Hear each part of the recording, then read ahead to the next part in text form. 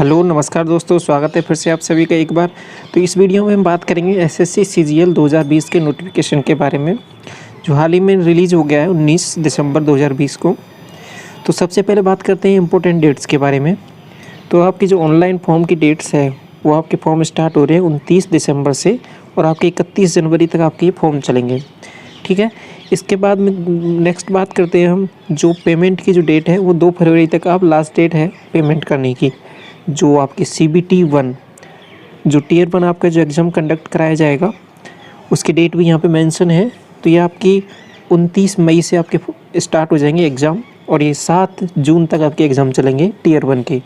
और जो उसके बाद फर्दर टियर 2 होता है और टियर 3 जो भी फर्दर प्रोसेस होती है उनके लिए अभी कोई एग्ज़ाम डेट नहीं आई है, उनको फर्दर नोटिफाई कर दिया जाएगा जैसे ही कोई एग्ज़ाम डेट आएगी, ठीक है। तो ये डेट्स के रिगार्डिंग बात हो गई। इसके बाद में नेक्स्ट बात करते हैं हम कि नंबर ऑफ़ वैकेंसीज़ के बारे में, कि इस बार नंबर ऑफ़ वैकेंसीज़ कौन कौन सी हैं। ये सभी नंबर ऑफ़ पोस्ट के बारे में दिया हुआ है कि कौन कौन सी पोस्ट के लिए कितना पे लेवल दिया हुआ है और किस तरीके से उसका एज का क्राइटेरिया है। तो ये सब जो कंप्लीट PDF है मैं आपको टेलीग्राम ग्रुप में डाल दूँगा या फिर आप SSC की ऑफिशियल वेबसाइट से डाउनलोड करके वहाँ से देख सकते हैं। तो जो भी इम्पोर्टेंट फैक्ट्स हैं, जो भी इम्पोर्टेंट आपको चीज़ है रिक्वायर्ड है, वो मैं आपके साथ डिस्कस कर देता हूँ एक बार। तो नंबर ऑफ़ वैकेंसीज़ है आपके यहाँ पे, ये आपको दिख रहा होगा कि 6506 वैकेंसीज़ है इस बार। और जो इसमें ग्रुप बी की जो गजेटेड पोस्ट की जो वैकेंसी है वो 250 वैकेंसी है और नॉन गजेटेड पोस्ट की जो आपकी वैकेंसी है वो है आपके 3513 वैकेंसी और ग्रुप सी की वैकेंसी है इस बार आपके 2743। तो इस बार नंबर ऑफ़ वैकेंसीज पिछली बार की तुलना में कम है। पिछली बार लगभग 8500 वैकेंसी थी और उससे पहले 11000। तो इस तरीके से नंबर ऑफ़ वैकेंसी हर बार घटती जा रही है। तो लेकिन इस बार जो वैकेंसीज हैं वो सबसे कम है इस बार। अब तक का जो रिकॉर्ड है उसमें सबसे कम वैकेंसी SSC CGL के अंदर तो ये 6500 वैकेंसीज हैं। हो सकता है इनमें थोड़ी बहुत वैकेंसी बढ़ोतरी हो लेकिन ज़्यादा चेंज नहीं होगा, तो फिर भी कम ही है वैकेंसी। तो इसके बाद हम फर्दर बात करते हैं कि एज लिमिट के बारे में बात कर लेते हैं। तो एज लिमिट जो भी कंसिडर की जाएगी वो आपकी की जाएगी 1 जनवरी से। 1 जनवरी 2021 से आपके एज को कंसिडर किया जाएगा और ये विभिन्न एज लिमिट दी गई हैं जो अलग अलग कैटेगरीज़ के लिए और अलग अलग पोस्ट के लिए आपकी एज लिमिट अलग अलग रहेगी। जैसे कि हमने पहले भी वीडियो में अभी थोड़ी देर पहले देखा था कि अलग अलग पोस्ट के लिए अलग अलग एज लिमिट दी हुई थी। तो यहाँ से देख सकते हैं कि कौन कौन सी पोस्ट के लिए आप एलिजिबल हैं।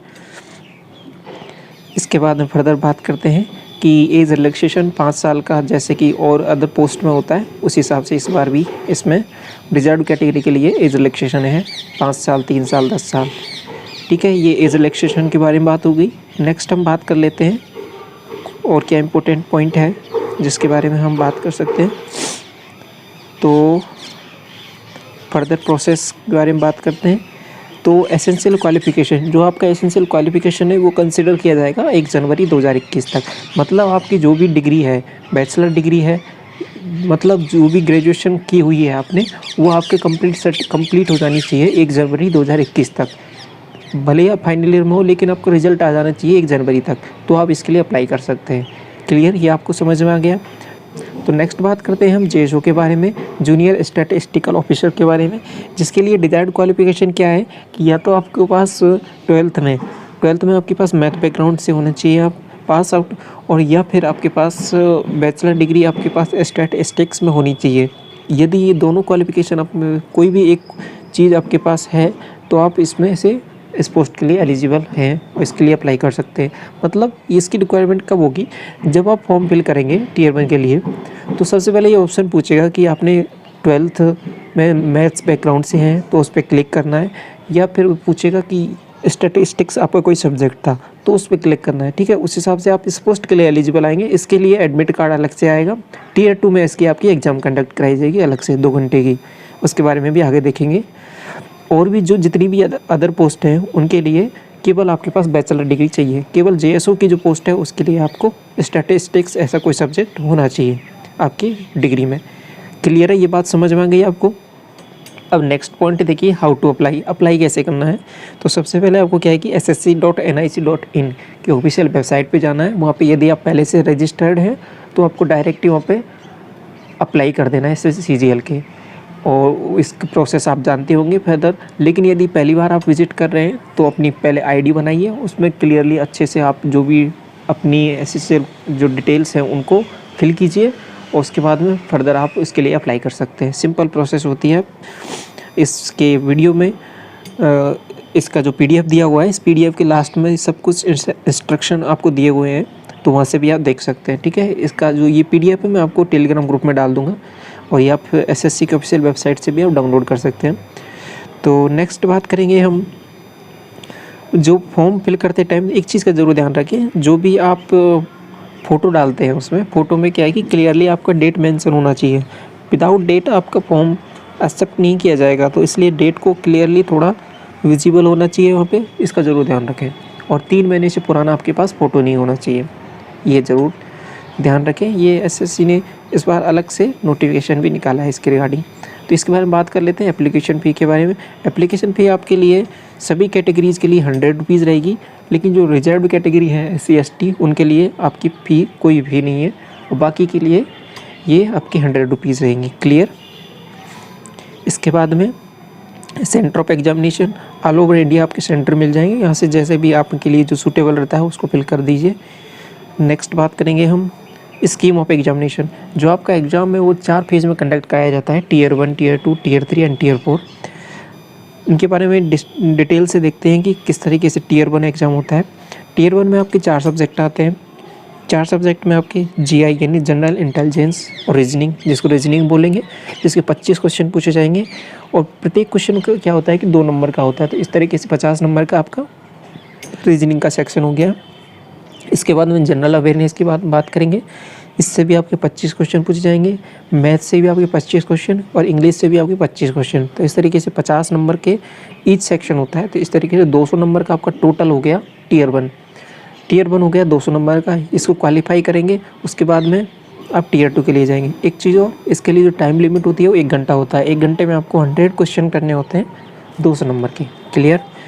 इसके बाद में होता है आपका Tier 2। Tier 2 में आपके होते हैं 2 सब्जेक्ट मेन। तो मेन 2 सब्जेक्ट किस लिए कि आपको एक तो मैथ होता है 100 क्वेश्चन आते हैं आपसे 200 नंबर का, 2 घंटे का होता है। जो Tier 2 होता है उसमें प्रत्येक जो क्वेश्चन पेपर होता है वो 2 घंटे का होता है। अब चाहे वो मैथ का हो, इंग्लिश का हो, स्टैटिस्टिक्स का हो या फिर इकोनॉमिक्स का हो। ठीक है, प्रत्येक क्वेश्चन पेपर आपका 2-2 घंटे का होता है। अलग अलग एग्ज़ाम होते हैं इनके। ठीक है, थोड़ा थोड़ा गैप मिलता है। और उसके बाद में मैथ और इंग्लिश का एग्ज़ाम 1 दिन होता है और इकोनॉमिक्स और स्टैटिस्टिक्स का जो एग्ज़ाम है वो अलग दिन होता है।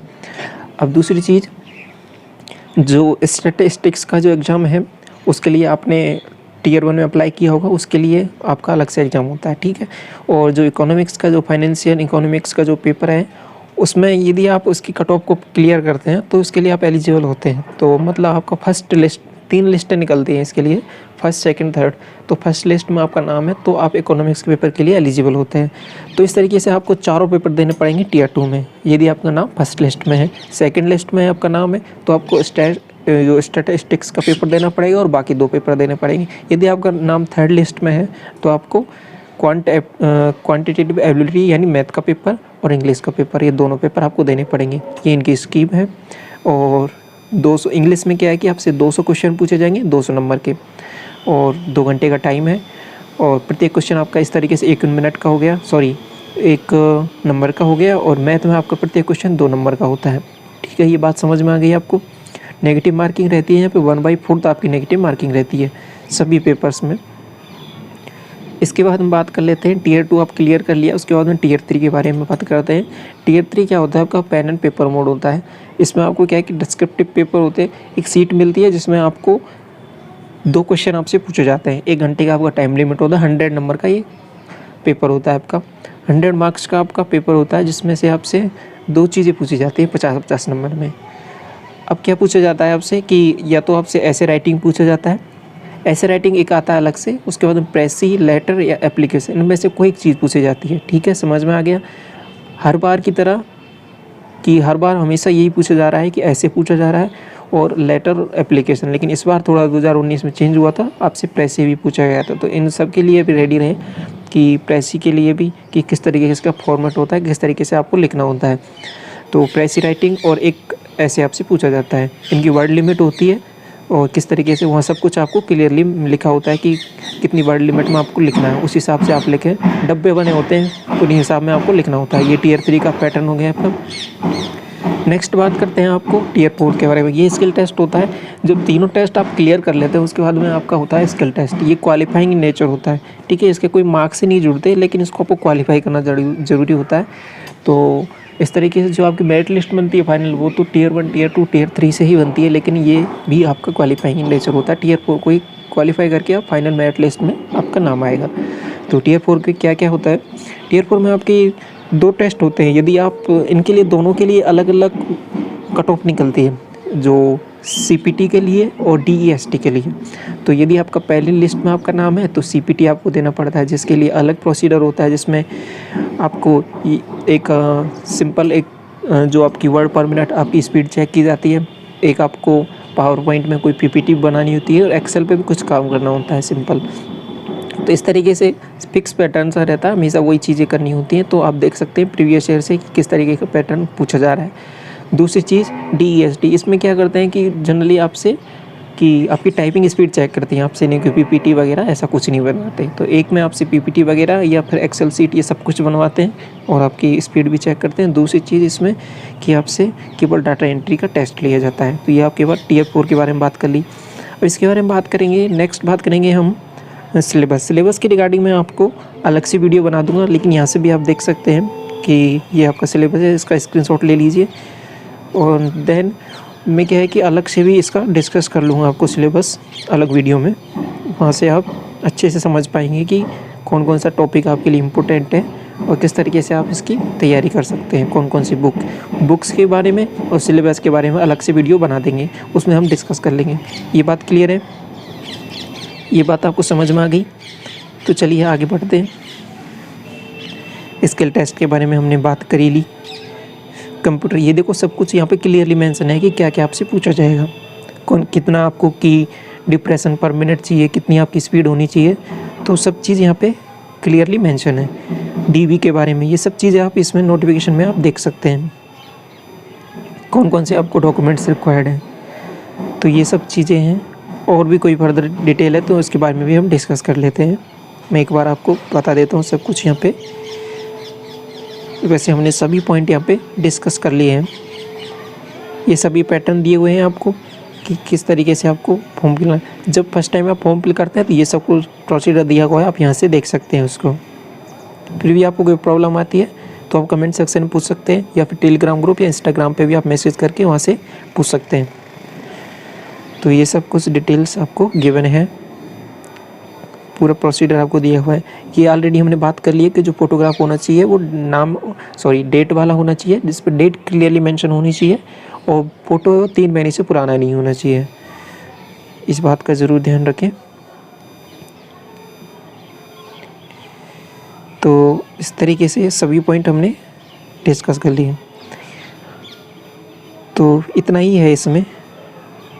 तो आई होप आपको समझ में आ गया होगा कि मैं बताना क्या चाह रहा हूँ कि जो भी है फॉर्म को, एक चीज़ और ध्यान रखें कि फॉर्म फिल करते टाइम कि आपकी 29 दिसंबर से आपके फॉर्म स्टार्ट हो रहे हैं और 31 जनवरी तक आपके फॉर्म चलेंगे। तो कभी भी लास्ट डेट का वेट ना करें। यहाँ पे लास्ट डेट का वेट क्यों ना करें? क्योंकि अभी फ़िलहाल देखा गया है SSC CHSL में कि लास्ट टाइम पे लगभग 7 दिन पहले जो आपका वेबसाइट है वो प्रॉपरली वर्क नहीं कर रहा था। उससे काफ़ी जो स्टूडेंट है उनको फॉर्म फिल करते टाइम काफ़ी प्रॉब्लम हो रही थी।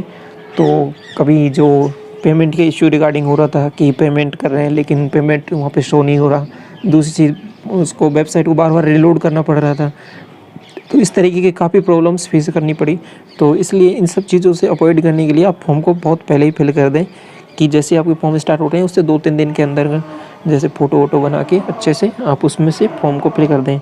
कभी भी लास्ट डेट का वेट बिल्कुल ना करें। SSC इसके लिए अलग से नोटिस भी बार बार निकालता रहता है कि लास्ट डेट पे कभी वेट ना करें, फॉर्म को पहले ही फिल कर दें। तो इस चीज़ का ज़रूर ध्यान रखें। आई होप मैं जो समझाना चाह रहा हूँ वो चीज़ें आपको अच्छे से समझ में आ रही होंगी, और समझ में आ गई होंगी तो आप उस हिसाब से अपने फॉर्म को फिल कर दें। Thank you so much. तो इस वीडियो को यहीं तक रखते हैं। आई होप आपको वीडियो अच्छा लगा होगा। वीडियो अच्छा लगा तो वीडियो को लाइक ज़रूर करें, और चैनल पर पहली बार विजिट करें तो चैनल को सब्सक्राइब ज़रूर कर लें।